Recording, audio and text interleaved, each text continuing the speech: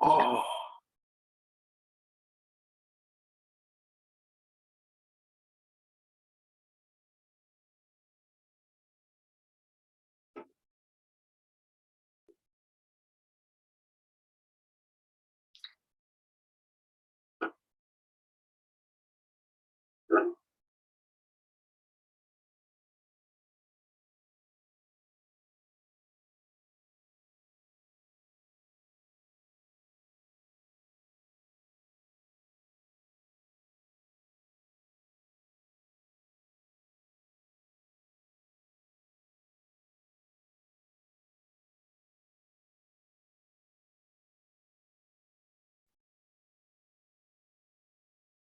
morning.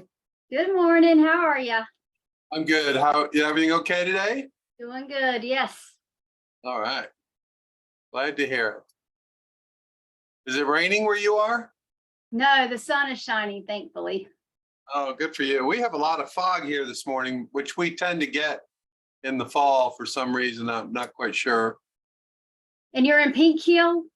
Yeah, it's not about an hour from the coast. Yeah, Near. I know where it's at. My grandfather used to be principal at Snow Hill. Oh, And wow. yeah, so I know the area. I think it's so funny that they named all these towns after hills and they're in the hill in sight. I know. I was with my father-in-law before he passed away. He was driving me around, showing me the place. And we're kind of went over a very slight rise. And he goes, "You've just climbed Pink Hill." There was a teacher named Miss Blizzard who lived in Pink Hill, and she was good friends with my grandparents. Oh, okay. What was her first name? Any idea? I have no idea. I just always heard about Miss Blizzard. Yeah, I've heard that name around here. I'm not quite sure. It might be the same one. Elizabeth's mother, my wife's mother, was a teacher, and her, oh, hard to keep them all straight. Her grandmother's, no, her grandfather's sister. I guess that's her aunt. I guess, yeah. Mhm. Was a principal and a school teacher at Pink Hill Elementary for many years. I bet they knew my grandparents. No doubt about it. They all know everybody. It's just amazing, really. Yes. Hey, Wayne.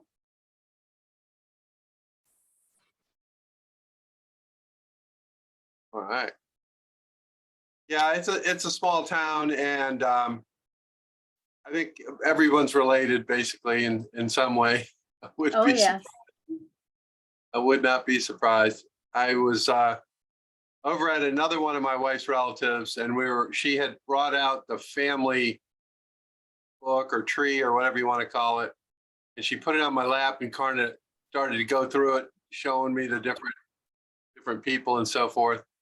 And we got to this one page, and she looked at me and didn't say anything, and I was looking, and finally I noticed on both sides of the book, it's the same surname. And she looked at me and she goes, "It's a wonder we can even talk."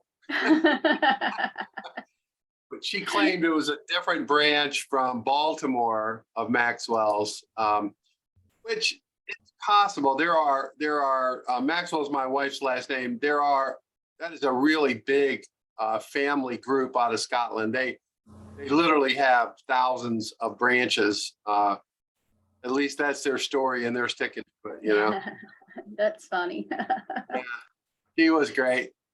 One of them was 5 brothers married 5 sisters. Oh, wow. Yeah, so Keeping it in the family. yeah, literally. And I don't know. They came here in the late 1600s. Mhm. They've been here a really long time, which is being a kind of well, my father immigrated from Poland. So the idea of someone being in the same spot for that many years is just crazy. It is. It is. Hey, Con. Hey, Grant. Hey, good morning, everybody. Grant, welcome back. Yeah, we're gonna send out a search party for him, but we found him. Yeah, I had classes yesterday, first day of class. Oh my God, you're still a student? Aren't you like 35 now? I mean, what the hell? I'm 35. What does that make you, Dennis? We don't go there. That's Come on, be a good intern and say, oh, I don't know, Mr. Trotz. Man, I got to work on your skills, your apple polishing skills, you know? I take one day off and then all of a sudden I come back with an attitude. Yeah, look at you. I'm proud of you. The boy is turning into a man. Oh. All right. I promise I will not start singing a song to Grant, even though I want to. All right. Well, thanks everybody. We're gonna, even though we're a little bit, well, we're right about on time. So today we're going to look at a really short video, only about 2 minutes long, and then another one is about 30 minutes long. And both of them have to do with kind of live streaming in a way. The first one is a little, I don't know what the right word is, primer or primer. I was always taught primer growing up, but so a primer of kind of how do you show your product live? And so it's really good. It's short and it's by one of the companies that makes video software. So it's somewhat self-serving, but it's really good. And the point I think it makes is really good. So points plural, I should say. So, all right. See what we got here. Everybody can see my screen. Yep, looks good.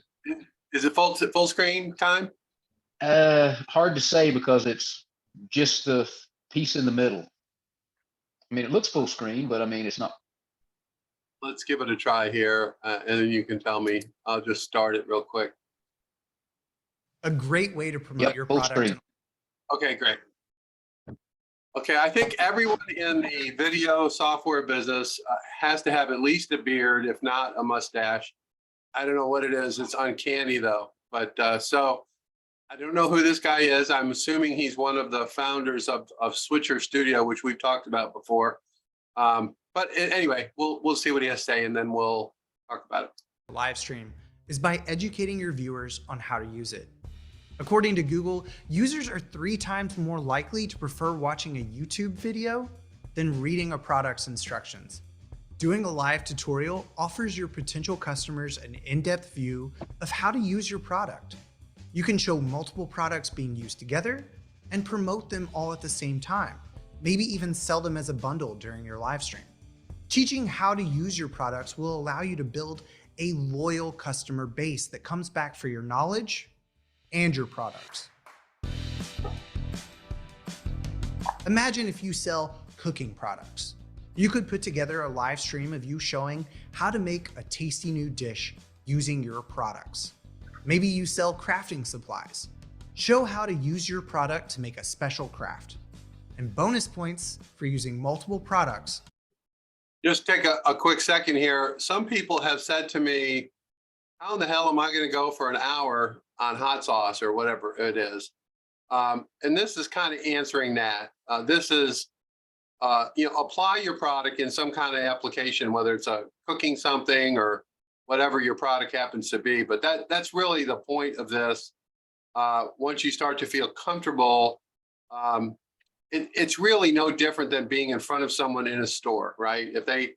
If you were sitting there at the store and they came in and you went through all of this, that wouldn't be weird. And so I would argue that this is similar kind of thing. For one craft. During your live stream tutorial, you'll want to employ some best practices to get the best results. Let's take a look at how one of our users, Zoe's Fancy Cakes, uses Switcher Studio for their tutorials to build a large following and gain millions of views, all with the intent of selling cake decorating products. They use Switcher Studio to add their logo, branding, and text. And for your stream, you could always add a product overlay or call out a particular technique with text. You could also use a title card to show a list of the steps your customer will follow or supplies needed. Zoe's Fancy Cakes takes things a step further by adding multiple camera angles. They usually set up 3 different camera angles, one close up on Zoe's face so that she can give instruction to the viewer, one overhead so that she can work. Sorry, I'm just full of verbiage this morning. The thing to keep in mind with this is they're using iPhones for all of this. So in this particular case, they have either 2 or 3 iPhones. You can use old ones. You don't have to go get the latest one. You can go buy a remanufactured or even all the way back, I think to about iPhone 6 or 7 has good video, good enough video for this. So what these people are doing is they're setting up the iPhones on tripods around their space. And then this software, which I believe would work with Top Shop Live. I haven't really looked into that, but I don't see why it wouldn't. But this software is really more about the presentation. It's more about, adding text to the screen, titles. You saw that countdown timer, all that kind of stuff. You need some kind of software application if you want to get into that kind of communication with your clients. Freely, and the viewer can get a good angle on what she's working on, and one angle to the side. Then they mix it all up by using multi-views with split screen or picture-in-picture to show everything at once. As a best practice, Zoe's careful to show all of her materials on camera in their original packaging and links to. God, I'm going to tell myself to be quiet. The other thing is what they're doing now is they're showing the products that this woman is using in making this particular cake. But I want to point out that this company, I believe that's 70% of their revenue are these ancillary products that they sell. So they're making cakes or cupcakes, but what they're really doing is selling ingredients and things to make these cakes. Yeah, go ahead, Denise. So you're saying that they've partnered with the producer of this sugar and crumbs, and they're either getting an incentive from them or they are purchasing it wholesale and then they're retailing on their show? Exactly. Okay. Yep. Wow. And I'm not sure of the particulars. They've got so But many something products. like that. Wow. They got Okay. so many products. I mean, you go to their website. I haven't been in a while. Last time I went though, I mean, there's baking dishes and spatulas and, just everything you can possibly imagine. And I would, given where she's at this point in terms of the number of people, I think it would be pretty easy. Well, actually, I take that back. See on the upper left or upper right of this package, there's her logo. So she's private labeling this product. I didn't even notice that. I think So- I think that's just a logo from the video, Oh, and it's good. just happened to stop right there on the package. Very good. Thank you. That makes sense. But at the same time, I was starting to say because of her volume, because of the number of visitors, I think it would be very easy for her to get private label, at least for some of the stuff. Mhm. And particularly for kitchen implements, any kind of spoon or spatula or any of that kind of stuff. It's really easy to get a private logo for that, private label for that. Yeah. Okay. Great. That's them in helpful. comments and descriptions for her audience to purchase. Once you're finished with your live stream, repurpose it. Tutorials perform really well as YouTube content. This is mainly because it's a strong user habit to search how to do something on YouTube. And a tutorial has a greater chance of rising above all of the other content, especially if what you're searching for is in high demand. Zoe's Fancy Cake also takes that overhead camera angle and speeds it up to make cool videos of how the cakes are made. And these work great on Instagram and Facebook. You can take these principles and make your own tutorial to sell your products. Follow and subscribe for more live selling tips from Switcher Studio. All right. Well, I blabbed so much during it. I don't know if we have anything else to talk about, but anybody want to comment? Well, it's just encouraging me to I do use a few people's products, like for the holidays, I'll use a gift tray that's made out of wood. And I have a relationship with this woodworker, so I can highlight her business. And then I have done a limited edition mug, so I can highlight the potter. Yeah. So, okay. Well, these are also, these are great use cases for guest hosts. There's no reason why you couldn't have one of those people or both or others come on your stream and talk about why they did it. That would probably be pretty powerful, especially if they're kind of crazy, have a good personality. And Right, the potter, definitely. well, you know, it's kind of like those late night hosts. They always have the straight man, you know, sitting over there. It used to be Ed McMahon when we were younger. Now I don't even know who these people are, but they all play the same role. They're all basically pretend to be straight and sober, but half of them are crazy, and they can be fun too. So they become their own little mini celebrity within your house of celebrities. And that's a real good sales pitch to potential partners, is they will become, you know, guest celebrities in on your show. I actually love that, because then I'm not in the limelight the whole time as well, which is nice. Oh yeah, no, it's like, you know, are you a coach or a player? Like I used to always, I want to be a player. I don't want to be a coach. I hate people. They never do what I tell them, you know.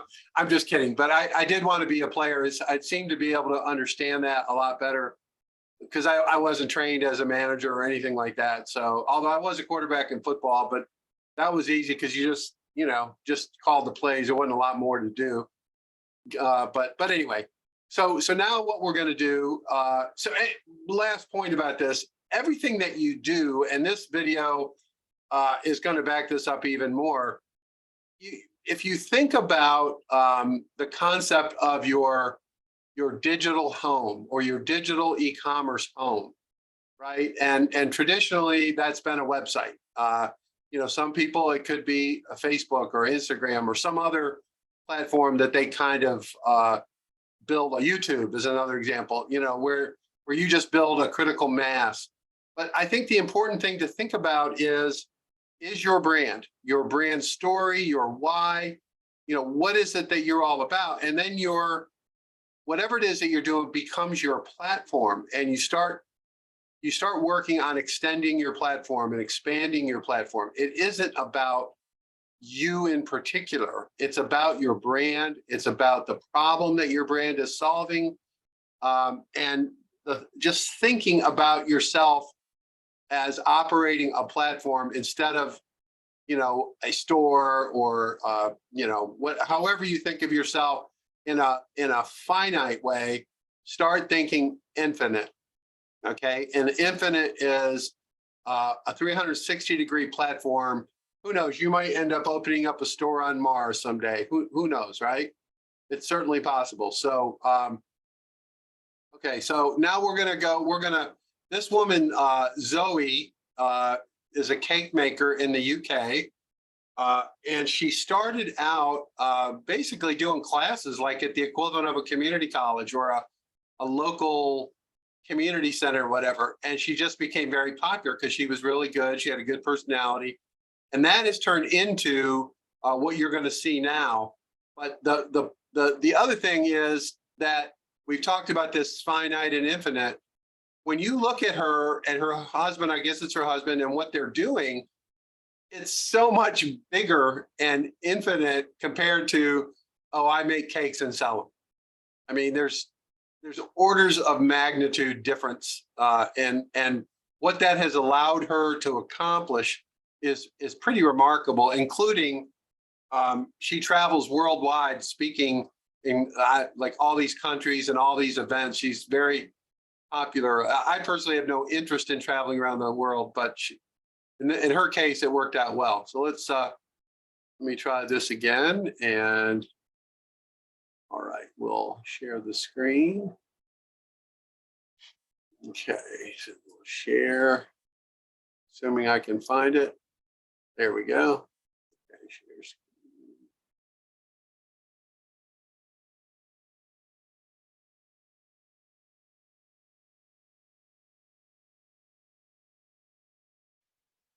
Hello, everybody, and welcome to this next installment of our Made with Switcher live streaming series, where we like to dedicate these live streams to awesome creators and people who are making awesome live videos and video in general using Switcher Studio. So I'm Dan Petrick. I'm one of the co-founders of Switcher Studio and the senior product educator here. And I have some awesome guests with you today. And for the record, he does have a beard and a mustache. Thank you. So I'm just going to go ahead and bring them in, and then we can talk about everything that they're doing out there. So welcome Richard and Zoe of Zoe's Fancy Cakes. So first of all, thank you for joining us. I know the time changed a little weird. It's probably getting right there at dinner time for you all. They're in the UK, of course. And yeah, I think you could tell from the title, but they make really awesome cakes. So I was telling them earlier, when I was asked to host this live stream, I started checking out their YouTube page and their Facebook page and their website, and I got more and more excited because the stuff they're making out there is awesome. Do you guys want to go ahead and introduce yourselves and maybe talk a little bit about what you do? Yeah, thank you. I'm Zoe. And I'm Richard. Richard does all the technical stuff. I don't have a clue how you do anything technical whatsoever. And I decorate cakes. I don't do a huge amount of baking, believe it or not, but I decorate cakes. But we have. And once again, did you notice when the announcer said, when I was asked to do this live video, I went to her Facebook website, YouTube. He went to her platform. He went to her platform and got educated to get some sense of who he was dealing with and what he was dealing with. So that just makes the point that it's about the platform, not necessarily the particular individual. A cake decorating business where we run classes, we have like free tutorials, paid for tutorials, and then we sell cake decorating supplies and equipment as well. And that's basically what we do. Yeah. So yeah, we just like to make videos and sell products basically. That's excellent. Yeah. And somewhere along the way, you found Switcher Studio, and we're really excited that you did, and that became part of the everything y'all are doing. So let me first of all say thank you everybody out there as well who's tuning in and watching this live stream. If you have questions as we're going along for Zoe and Richard, please put those in the comments, and we'll be happy to answer some of those as we're going along, talking through all this fun stuff. So yeah, I'm gonna kind of jump in, but before we get into the meat and potatoes of live stream question, I guess it's not. We're talking baking, right? It's not meat and potatoes. It's what? Flour, sugar, milk. Is that right? Eggs. Eggs, yeah. Yeah. Something like that. But before we get into those, let's start off with more of a fun question. So, fancy cakes. Do you have maybe a favorite design that you do, or just a favorite cake in general that you've made? And all of them. And for those of you who haven't seen it, go check out their YouTube channel, because there's hundreds of cakes and they're all amazing. Oh, thank you. So now I get asked all the time this question, and I think everyone's always disappointed with my answer because I forget all the ones I've made. I've done so many different ones, I tend to forget. And every week I have a different favorite. I think what was your favorite? To give you a bit of an idea, we got over the years, we've probably got about over 550 video tutorials on cake decorating. So there's a lot of cake videos out there, isn't there? Yeah, I think my favorite was, Tracer from Overwatch. I did Okay. I did a Tracer one, but it wasn't for anyone, and it wasn't even for a video. I wanted to do it for fun. So I think that's why it was my favorite. Had the UK connection there too, right? Yeah. Yeah. Also, you made a life-size centaur as well. That's in our did make living a room. life-size centaur. I wouldn't say it was my favorite. It was very stressful. Yeah, I'm impressed too. Like whenever I see someone building a cake that is this fancy, I'm always amazed, because it's like at the end of the day, it's going to be eaten. It's going to be gone. So it's like all this amazing effort and work putting into something that's going to be consumed in the end. So I think you're seeing right now a Chewbacca up there. I like that one. That's one of the more recent ones, correct? Was that last week's? Well, it was on May the 4th, so Star Wars Day. So okay. Yeah, and that was one of the ones for the Facebook page and the Facebook Lives. Mhm. And I'll mention too, you guys are going live tomorrow at 6 p.m. your all's time. So that's 1 p.m. Eastern Standard Time. I think it's a giraffe. Is that right? Yes, I've got it with me, but I don't know if you can see it on the can you change our camera angles from there or not? I don't know. Oh, you've already got it there. Yeah, Well, I got it here. we did it. Oh, We yeah, did a. can you see it? Yeah, there you go on this one here. It doesn't look very nice from the side. It's more front view that it's. That's what we're doing. Very cool. It's got a bit of a short snout, so it's not very nice side. But I love the facial expressions too. Are great. That's what we're making tomorrow. Excellent. So yeah, if you guys want to see this happen live, and we're gonna start talking through your all's mindset and how you come up with these ideas and everything. But if you guys want to see one of these productions happen live, make sure to tune into that tomorrow at 6 p.m. Is it UK? Like, what's the time zone? Yeah, UK time. UK time. Yeah. All right, so let's get into the live streaming stuff. So when did you all begin live streaming, and what kind of drew you to maybe, I guess, doing video in general and then the live video component on top of that? Well, video in general, we started actually with YouTube, didn't we? Yeah. A long time ago, probably even before I started it as a business. And I was making cakes to sell, like, the cakes to people. And people were asking all the time, like, how did you do that? How did you do that? And I was fed up of typing out how I made things because it's difficult to explain things in text. Mm-hmm. And my brother said, why don't you film it? And I thought he meant, so I send people the videos of me. He says, no, you put it on YouTube. He said, you film it and you put it on YouTube. So that's where it first kind of started, wasn't it, really? And then from the YouTube, we got requested for actual face-to-face classes. So until coronavirus, we were doing a lot of face-to-face classes, and I travel all over the world to teach him. Just the decorating part, not the baking, more just decorating. And I would say, did we do many on Facebook? We didn't really do many on Facebook, did we? We got a lot of requests from people saying, will you do the Facebook Lives? Everyone else is doing the Facebook Lives. And I'm not very up to date with, like, technology at all. I'm rubbish with technology. So I kind of avoided it for a while, doing them through, like, Facebook. And then when coronavirus happened, I think we'd maybe done one, because we had a guest teacher come, and she wanted to do one because she used to do the Facebook Lives all the time. So she persuaded us to just do one, and we'd just done that one, and that was it. And then when coronavirus happened, we were like, well, maybe we should give it a go, because we had to cancel all our face-to-face classes. It was like a year's worth of work, really, wasn't it? That got cancelled for us. And I thought, well, we'll take things online. We'll do these Facebook Lives as, like, free videos for people. And we started with 2 a week, didn't we, initially? And, 2. We're doing every Tuesday and Thursday mornings. When COVID for, like, lockdown 1 happened, or COVID 1, so back in February, March last year, I think, was when we first started the Facebook Lives. But we couldn't believe how popular they were. So, but they've gradually kind of, we take it to 1 a week, and I just, as from, like, this month, we said we're taking it down to 2 a month, just because we've got a huge amount of work on, and I was doing them mornings, so that I was at the shop anyway doing them. But I think now that more people are back at work, they're not viewing as much in the mornings, more in the evenings, and I don't have as many evenings free to do as many of the lives. Yeah. So is it like I say, because it's just changing the times, and obviously your audiences. Obviously, the last year people have been at home a lot, whereas obviously people are back in work now. So it's just finding a perfect time to catch people as well, really. Yeah, you're kind of jumping ahead. I was going to ask you about that, and that's a great segue to that point. Just talking about finding the right time to go live. So you guys were doing it at 10:30 just because people were home. So can you maybe talk about? Did you look at certain statistics? Was it viewers live, views overall, or anything? Or are you just kind of making guesses and seeing how it goes, or?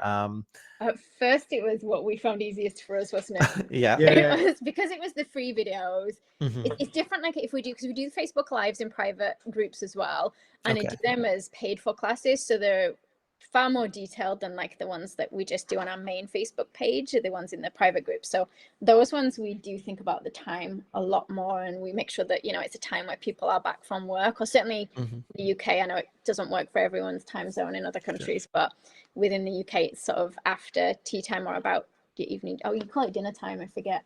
Yeah, dinner time.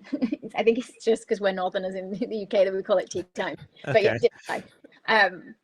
Yeah, so those ones were more kind of thought about time wise, but then the Facebook lives during the day, I didn't want to go too early because I wanted her to have time to come into work and set up a bit. But they're not very planned, are they really? I usually most of the time make it up as I go along. Tomorrow's is different. I did a practice one, so I had a Okay. picture to show everyone. But usually I decide about half an hour before we go online what I'm doing. And yeah, 10:30 just kind of gave me enough time to get into work, get set up, have a quick think about what I was going to do. But I did not really consider too much whether people would watch at that time. It was just convenient for me. Just like we're gonna do it this time. I like it. Yeah. Yeah. Is there, so when you're planning them, you say you just kind of go in and do them. Is there anything that you kind of plan for to make sure people are able to follow what's going on when they're watching live? And is there any key differences between what you have to do on like a live video versus what you're doing in person? So the live videos are good in that I don't have to set up a classroom. So I don't have to get out enough tools and equipment for every single person that's attending. Like they can just sort themselves out, and I don't have to clean up the mess from everyone after the class as well on a live, which is always nice because it's quite messy out there, the classes that we do. I would say, like, again, there's a little bit of a difference with when we do like a live stream in a private Facebook group where it's paid for one to when it's the free ones. The free ones, I don't give people a list of what we're gonna use in advance, whereas the paid for ones in the private Facebook groups, I will have already made an example one. I would have weighed out all the materials and things that they're going to need and all the tools and equipment, so they will have got a full list of everything they need, and I'll go through it a little bit slower as well, whereas the Facebook lives that we were doing weekly, the free ones, I would kind of, I'd tell, so we've got a member of staff called Emily that she watches them and she put links in as I go along for people of what I'm using. So I usually give her a rough idea of what I think I'm going to use, which is probably really frustrating for her because I usually end up using different things to what I've told her. But yeah, as we go along, she will put in links, and especially if people will say, oh, where can I get hold of that thing that you're using, that tool? And she'll just put a link, which is linked to our shop because we sell most of the tools and equipment that I would usually use anyway. So she's very good with that. And it means that like I don't have to watch the comments on the video. You do watch them, but you're not having to worry about kind of going to another website page to find the links and stuff. So she looks after all that for us. And I got completely sidetracked and I'm talking about something different, and I forgot what the question was. Oh, you nailed it there. Yeah, I was just asking about the differences between baking in person and versus online, and you hit that, and that's just kind of your live streaming plan. And it's funny, you know, our worlds are both live streaming, or that's one part of it. And it's funny to hear you talk about, you know, you coming up with a list of ideas or things that you probably will be using. So, you know, someone watching along can help out and put those in and keep up with comments. And that's very similar to how I do. I'll set up and do webinars on how to use Switcher Studio and do other things and talk through, you know, maybe a specific part of the product, and I will tell people, or like I'll usually have a couple of people in the comments as well, and I'll give them the articles I think I'm going to be referencing so they know to put those in the comments. So it is interesting to hear how it can be a similar process. So yeah, as the title of these streams are, it's the Made with Switcher, so you all are obviously using Switcher. Can you talk a little bit about how you landed on using Switcher Studio for your live streams?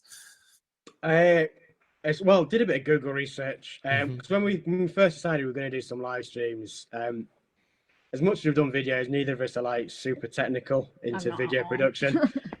So I did a bit of Google research, and obviously a couple came up. I had a trial with Switcher Studio. It's pretty much, I think it's the first one we even trialed, to be honest with you. It worked with all our devices. It was swift, efficient. It did what we needed to do. I could work it, which was a great bonus. I mean, it sounds daft, but you know, when you're doing something new, you don't want to be worrying about, oh, how do you do that? How do you do that? It was quite self-explanatory. I think even over the years that, I mean, we've been using it a year now, Switcher Studio. Like in the time that's gone on, there's so many little tweaks that have come on here and there that have made it a bit better, a better experience as well. But the fundamental is it's a nice, easy to use interface that I think most people can do. You don't need a huge amount of equipment either. I mean, like when we first did it, we had an iPad and an iPhone.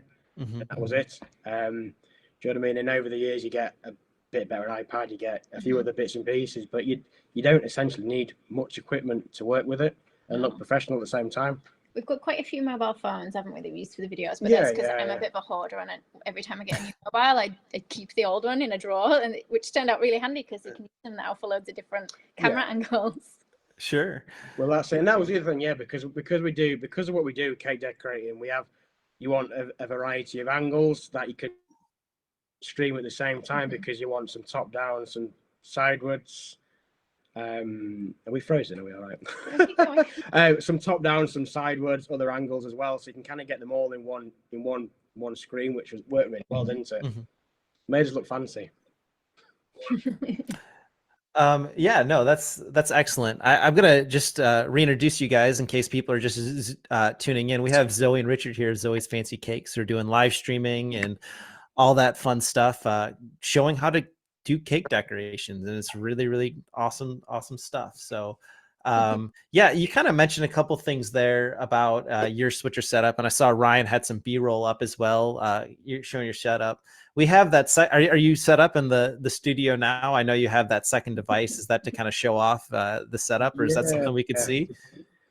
Shall I move one of the cameras? Well, this one, I think this was on. So yeah, for this one, yeah, you can see a little bit of how we would have a typical setup. So we kind of got microphone hooked up. Obviously, we use a MacBook anyway, just for me working and checking what. This is usually my workspace. So usually Richard's laptop wouldn't be here. It would be kind of over there at the other side. So he would sit opposite me with all the sort of the iPads and the laptop. So I would just work in this little bit of space here. Yeah.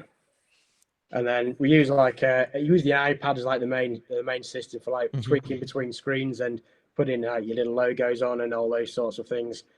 And then we generally got like a couple of Archon mounts. You want me to move one of the cameras so Yeah, I can show so you? you can kind of. We work in an absolute mess. It's a bomb site here. So we kind of got like. that's everybody. That's everybody. I'm pretty sure. Yeah. Yeah. So we've got like a couple of Archon mounts. So we can move the cameras up and down. Another little stands over here as well. You can see. Have you got that one on?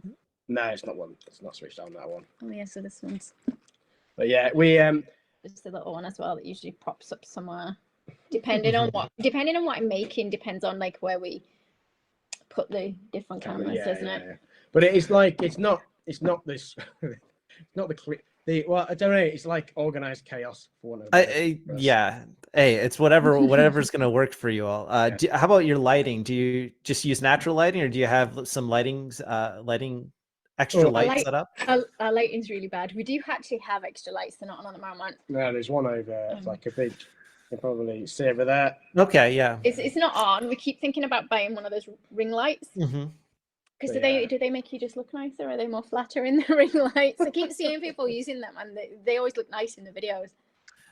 That's what I've got. That's what I'm using. So I don't know if that means anything to you, but I have one. Lovely today, yeah. But also because where we are, when we used to do the videos at 10:30 on a Tuesday morning, we've got an online business, and like because our shop's quite small and it's kind of grown, we literally film in the middle like boxes and picking and packing orders everywhere, which is why we try and it's all crammed into one little space because we've just got stuff everywhere, haven't we? Yeah. But it makes it fun. I would love to see everybody who's out there doing live streaming from like a home office or a small office. I would love for them to take a picture of what they look at, not what's behind them, because I'm like that too. There's cables everywhere. There's gear everywhere. Well, that's it. It makes it. It's real, isn't it? That's how it's real. Yeah. So, one last question, I guess, on your setup then. When you're live, is there any like specific switcher features that you use and kind of rely on or like a ton? I'm curious as to hear. I mean, I quite like. Obviously, it's me that tends to look after the behind the scenes. He likes the drum roll. Okay, so the sound effects, the sound effects, they're quite. That's quite a new thing that's coming, I think. The effects are nice. We use obviously the fade ins, fade outs, have a couple of screens on or 3 screens rolling at the same time. Can you see it on there? I don't know for the things. You probably can't, can you? We can kind of see it over there, yeah. So like for example, battery's dying. So like obviously using all the transitions, we use a lot of transition features, those sorts of things we use all the time, don't we? Did you already say countdown? Yeah, that's and then the little pictures. We have little pictures. as Obviously, I'm well. really technical. I know what nothing's called. The picture in picture. Yeah. Yeah, Multi and- views. Yeah, when we use like when you drop in like you sort of like you know when you put your little icons on and bits and pieces like that, your logos. Oh, and lower things, thirds. but- Yeah. And the other thing that we use quite a lot is when we ask the audience questions. So obviously we use the polls and the voting on it, which is quite good as well. So you can set the polls up in the system, so then people can tally up and you can see it. Also, quite like we get a few cheeky viewers, and you quite like highlighting their comments on the screen as well. I didn't So know you, you could do that. yeah. We see. See, I don't see the screen. I Yeah, see so what I'm if you get working someone with a on. cheeky comment, yeah, there you go, just like that. Hey, Chris. Yeah, so it's always quite good. So stuff like that, and it engages with your audience as well, because that's what people like to see. They like to watch, but they like to know that the comments they're being looked at as well. Yeah, speaking of comments, everyone, I'll mention again, we're with Richard and Zoe of Zoe's Fancy Cakes. So if you have questions for them about how they're doing anything, you can put your questions in the comments and we'll be happy to get to them. I do like how you're talking about your setup. And that's one thing I always like to mention to people is you don't need a ton of gear to get started. Like you said, you just started off with just like the one iPad or an iPhone and can slowly grow into it and make it the full production that you want. So, Yeah. I mean, I would say from having done it a little bit now, the only thing I would say is you want to have a decent amount of memory on your devices you're using. So I think that is, if you're saving the footage, because we obviously back up our footage when we're shooting, so we can use it to edit later on for other purposes. But yeah, as long as you've got a decent sized memory, I think that's probably the one thing that I would say is useful to have. Yeah, that's excellent. And very good advice. That's on my pre-live checklist, is making sure every device I have connected has enough storage on it, because the last thing you want to do is plan an hour-long stream and 15 minutes in, you're like, uh-oh, I'm out of space. What am I going to do? So, cool. I'm going to switch gears on you guys a little bit. So that's a whole bunch on the live streaming side of things. But you mentioned you also have this online business as well, where you're selling the products you're using. So I'm assuming the live streams are kind of also a demonstration on how to use these products and how they can be useful. Is that correct? Yeah, I mean, we try and, rather than doing the video specifically around a product, I'll have just decided to make something and it'll be whatever products I use for what I've decided to make. So I still choose what I want to make rather than specifically picking particular products, if that makes sense. We tend to find, like, if I'm doing one that's just for promoting like a single product and I'm testing a product, for example, there will be people that really want to watch it, that were interested in that product, but we don't get as many views if I try and sort of push it as a product thing. I see what you're saying. Yeah. Yeah, it's like we don't like to do the hard sale. So it's like, do you know what I mean? We'll be using products. People will ask, like, say, Emily that works for us, we'll link all the products that we are using, so they are there. Yeah, people do always ask. People will say, what's that you're using? Where can I get that from? And then we can put the links in the comments, and it works best for us that way, rather than me kind of hard sale trying to push a product on someone. But yeah, I mean, it does help with the online side of the business that we do have. So definitely we always see a big spike in sales after we've done the Facebook Live, which is it's always nice to have. So other than just using the products, do you incorporate the live streams and the online business together any other ways, or? Well, yeah, I was going to say, if you could look back, we just had a website up there. What we tend to do is we put we'll put videos that we've done using like recent Facebook Lives.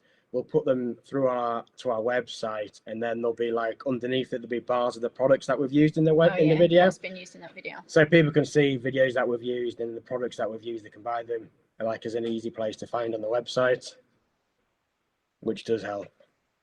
Yeah. No, that's excellent. Do you have any tips, I guess, is another great question for all the people watching on our Facebook page here, or maybe watching afterwards on the YouTube channel. Do you have any tips for streamers looking to incorporate product features into their business? Ooh.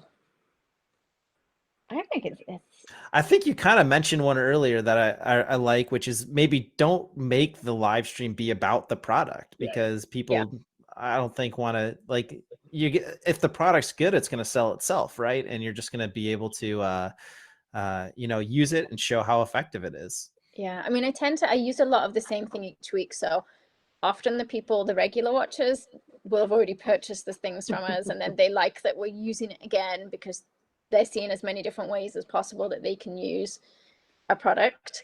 Yeah, what would you say about that? But I mean, I'm not a saleswoman at all. I'm really bad at selling stuff. I watch like other cake decorators that you can tell that their thing is selling products, and I watch their videos compared to mine, and it really is pushing the products. And mine aren't really. Yeah, no, we're not. I would say mine aren't. I just We're a bit of a softy sales, but Sure.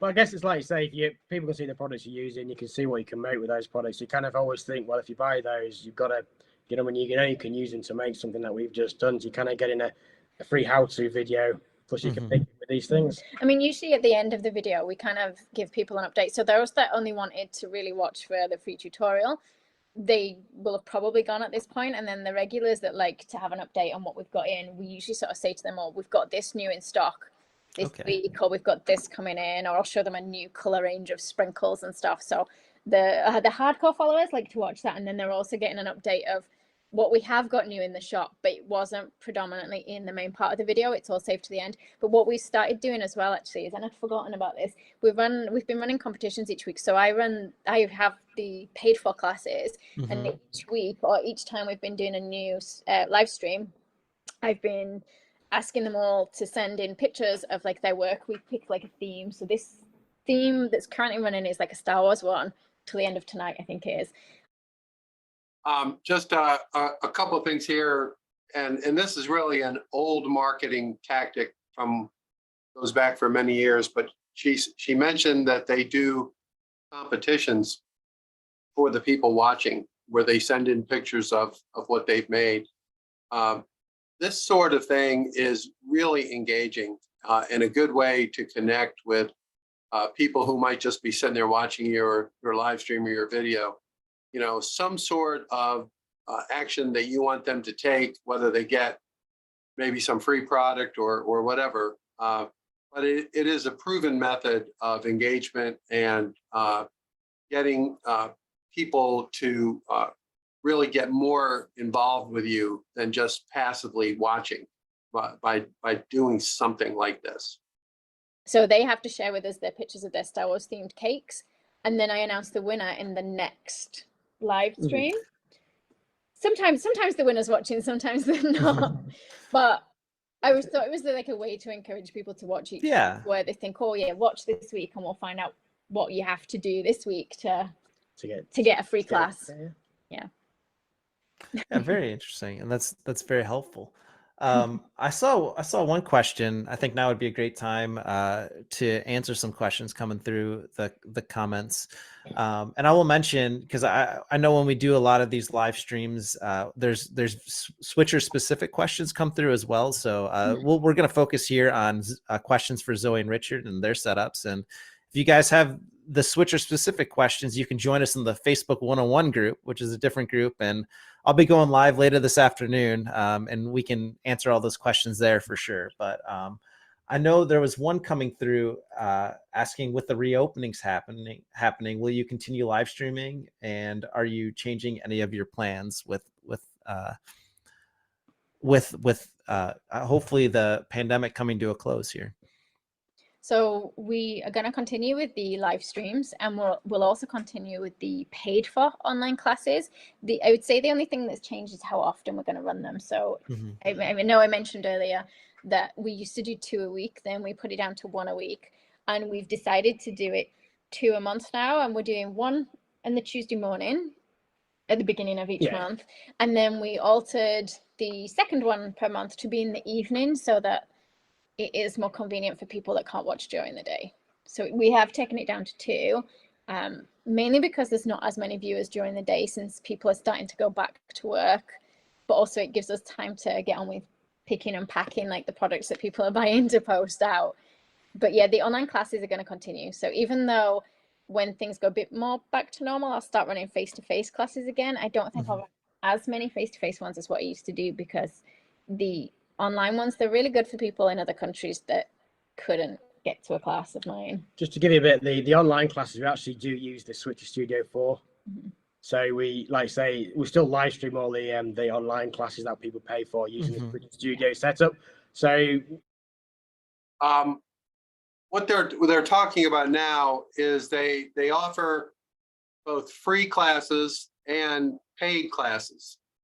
And you know, the idea of charging for classes for instruction really is it really works. I mean, a lot of people do that. And you could go from charging very little and hoping on a large volume of people, or charging a lot and just getting super interested people in what you have to say.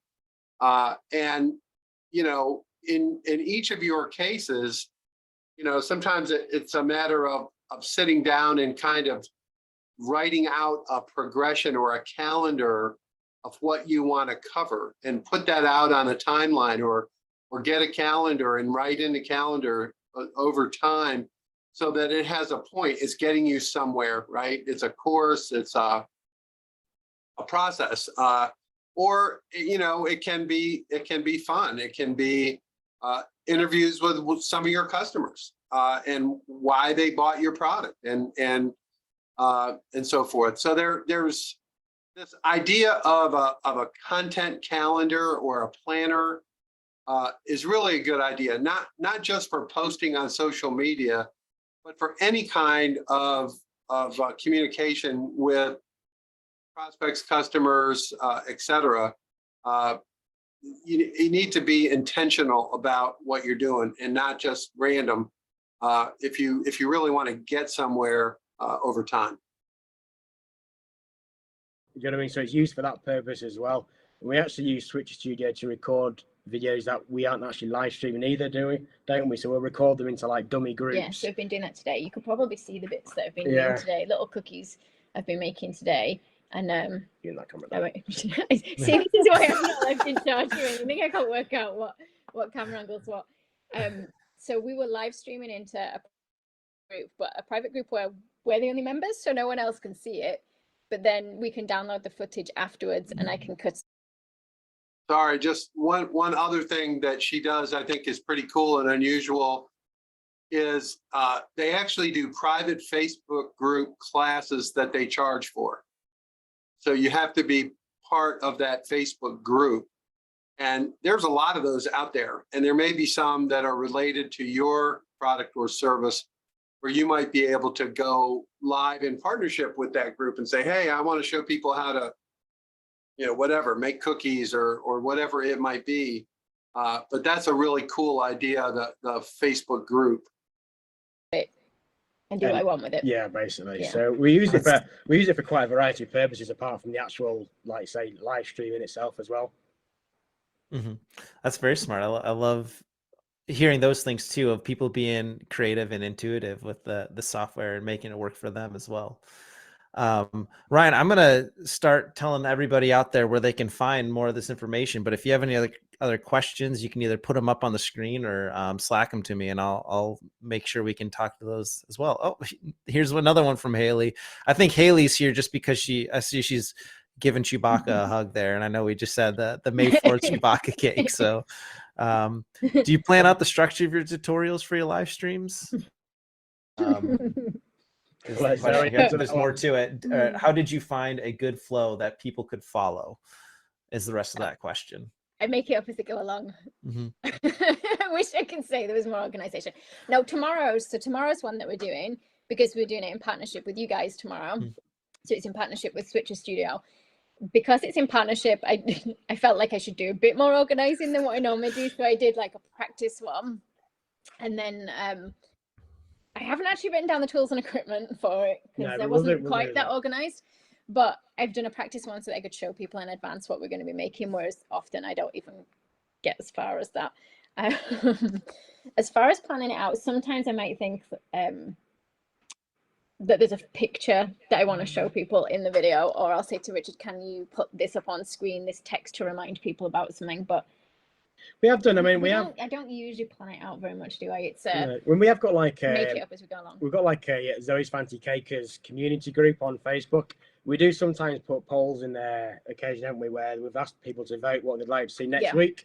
So we've given them like 5 or 6 choices, and then the one with the most votes we kind of That's usually what use as the basis for next week. So we have done that a few times, and that gets people involved, and that's works quite well. It also takes the pressure from us having to decide what we're making and what you're making.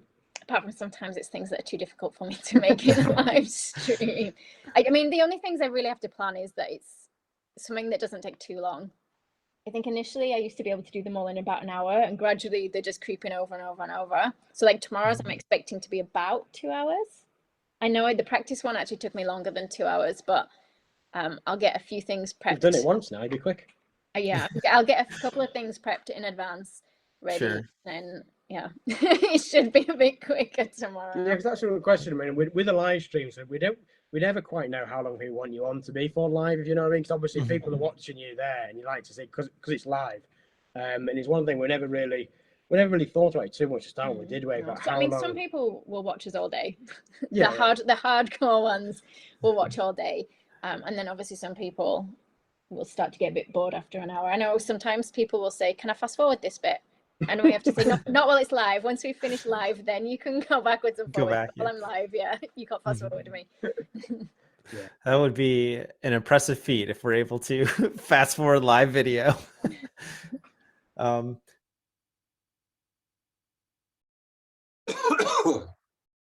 right. Let's, any comments, observations? Wayne, what do you think? Wayne Boswell? Lots of ideas. I'm trying to think, with our products, I've had some ideas about recipes, whatever you could use, or maple glazed pecans in, and those kind of things. But I'm not really a cook, so I've tried to getting my daughter to do some of that stuff. But now she's gone off to college, so yeah. Well, you got some But, partners here. You got some potential collaborators right here in the class that I think would work really well. So that's one thing to consider, and you can do the guest host function on Pop Shop or on YouTube or whatever.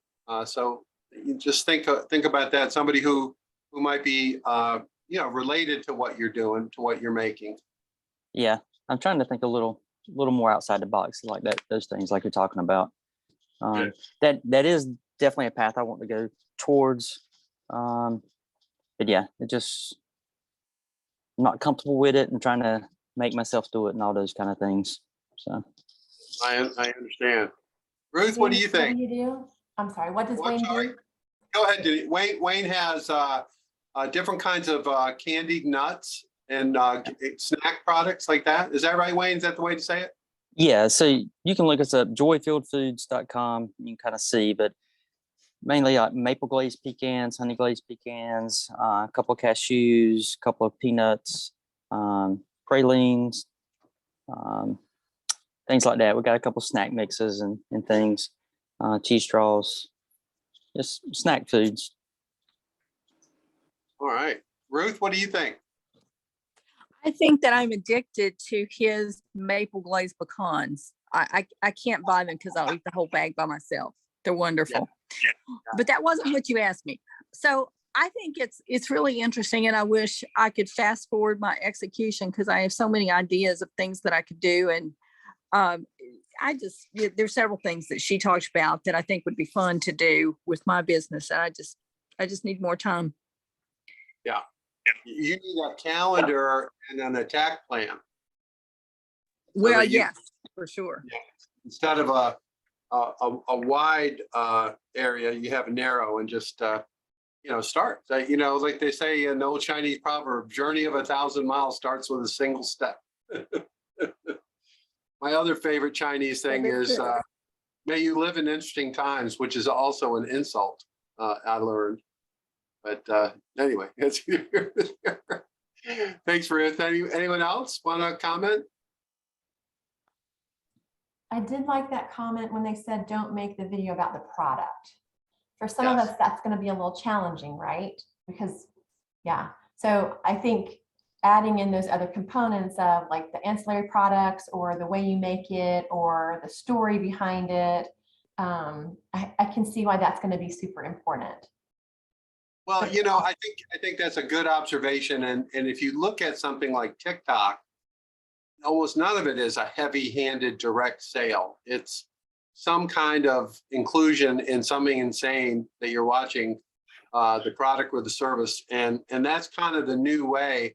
And that's just a certain, that doesn't work on me. I'm too slow. You got to hit me in the head and say, here's what I'm selling. But for younger people that still have a brain, they like to see things in context and see things being used. And I go back to, what problem are they solving? What I found interesting, if you listen to her talk, she started off selling cakes. That's what she did. She went and gave classes and sold cakes. That was her business. Now she doesn't sell cakes at all. She just sells the related parts and does the educational piece. And that whole idea, the whole educational piece, it really has a lot of potential. It has potential for partnerships. It has a potential for large groups of people who might be aligned with what it is that you're doing. So it's it's interesting to me. And just to give you an idea, also this software, this Switcher Studio, is designed for lay people to use. It is not a highly technical system. It does run best on an iPad, which is what a lot of people do. They use the iPad as kind of a control center, and it's just got these big buttons you push to switch cameras or switch microphones. It's really, I was even able to do it a little bit. So I think that, that helps also when it sounds a little intimidating, but it's just using old phones and some software to move the camera around whatever space that you're using. All right. Anyone else want to comment? I just wanted to say, my job with Cooperative Extension, I do create a lot of video content for them, and also with the Visit NC Farms app, I create a lot of content for them as well. And you see a lot of folks using their phones and they want to hold their phones up and down. Don't do that. Hold your phone that way so that you can get a full screen, because you're going to end up cutting out a lot of your good footage. So yeah, holding it that way is the best way to get a good full view of everything. Yeah, a lot of the reason people do vertical is because that's a requirement of TikTok. So you can't do a horizontal video on TikTok, I don't believe. So that's one thing, to keep in mind. But thanks for that, Tiffany. Appreciate it. Anyone else have anything they want to? All right. So we don't have any class again until Tuesday because of various things that I've got going on, unfortunately. So you get a little break from my constant interrupting and making points, but I appreciate everybody. And, if there's anything I can do or provide, please let me know. I'll figure out how to post this video. This is a video I downloaded. I don't know if it's on YouTube or not, but anyway, I'll figure it out and I'll post it if those of you who want to see it again. And we are going to start organizing for this October 4th event. We're going to, with Jack Nails and the Department of Agriculture, we're going to have some Zoom sessions in the evening, which are going to be talking about how to go live, kind of step by step. And that'll be aimed at companies that are signed up to participate in the program. So we are going to work on that coming up after Labor Day, so that everyone is ready to do that. I think also that I think that this fall will be really interesting to see what happens business wise. I've been following a little bit of the reports about online e-commerce is going down because people are going back to stores. I'm hearing that, although some people tell me they're not seeing it depending on their category. So it'll just be interesting to see kind of what plays out as the holiday season comes up, and we'll figure it out. So thank you all. We'll see you next Tuesday. Thanks.